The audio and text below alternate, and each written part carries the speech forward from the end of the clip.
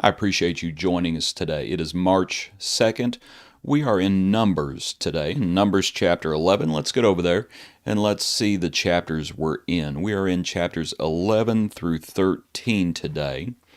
And to look through it, we're going to be reading about quite a bit of complaining, as it is. So in Numbers chapter 11, as you see, this chapter is captioned, "The people complained."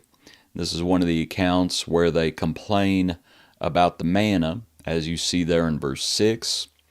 But then we read about Moses' reaction, and we're going to come back to that.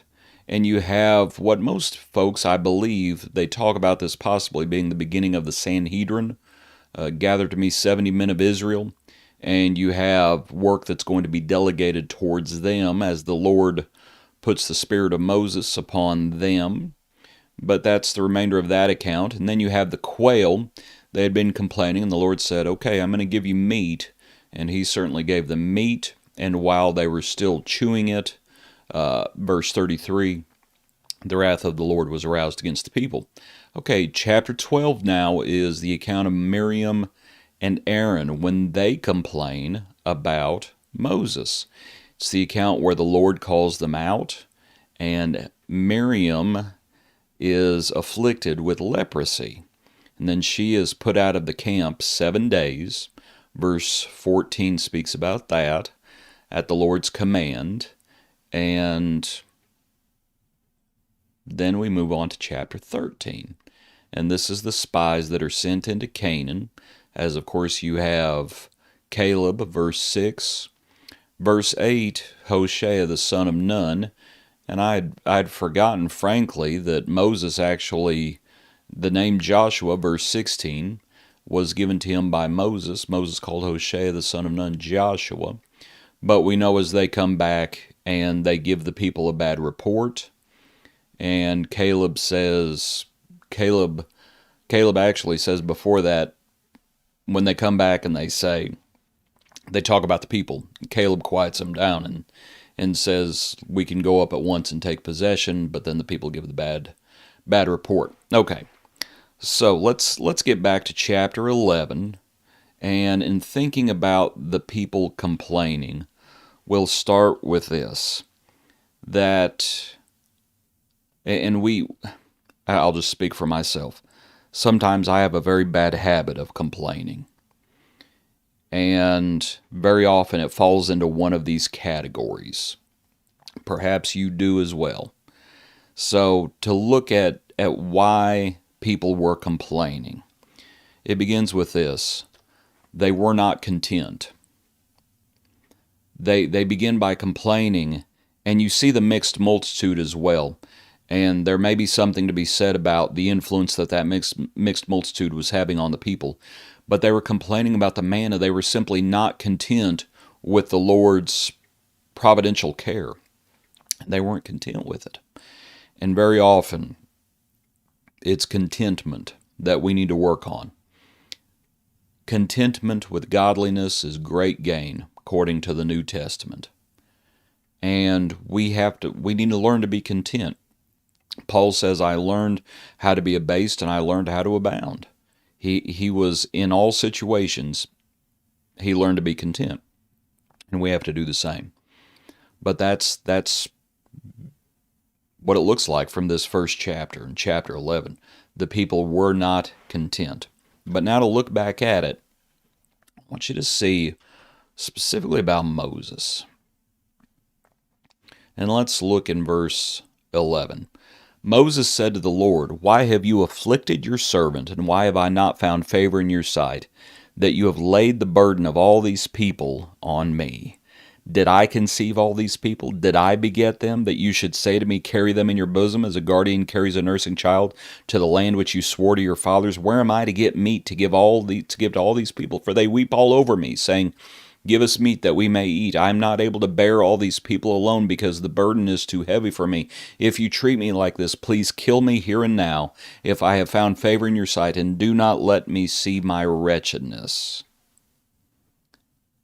What's Moses doing? It sure does look like he's complaining about the complainers. And again, I'll just speak for myself. I can do the same thing. But that's what Moses is doing. It's all woe is me. And to just hear to just as we read that, to see how he's speaking to the Lord, and he's saying,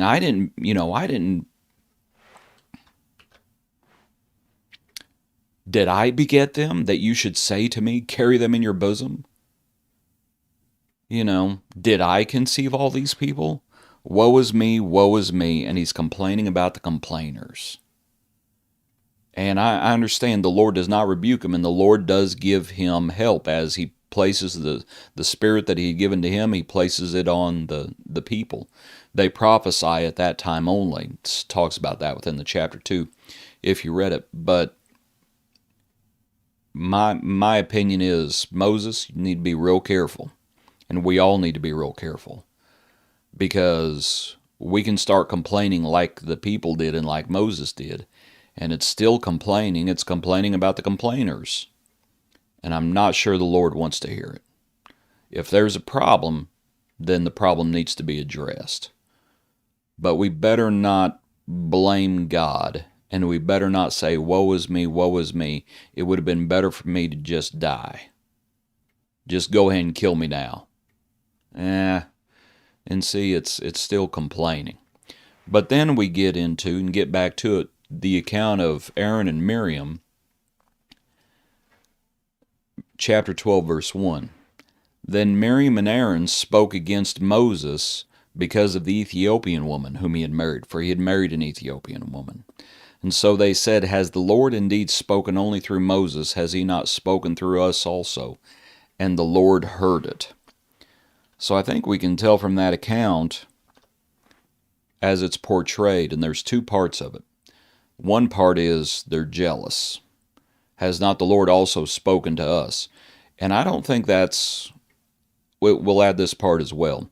They are jealous, but there are other things going on. They're not happy with whom Moses married.